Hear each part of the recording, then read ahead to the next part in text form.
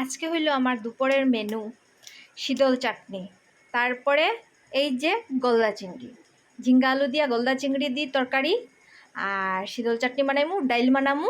এটাই হইলো দুপুরের মেনু। গলদা চিংড়িটা বানাইতে আসলাম দিয়া, মানে মালাইকারি। যেহেতু আমার মেয়ে ভালো পায়, আমিও ভালো পাই, কিন্তু ওয়েদার ভালো না, গরম, প্রচণ্ড গরম। আরও তো থাকি আমি উপরতলায়, এটা লেগে গরম প্রচণ্ড বন্ধুরা। আর তোমরা যদি যে গলদা চিংড়ি অন্য কিছু দিয়ে খাও, তাহলে আমার কমেন্ট করিয়া জানাইও।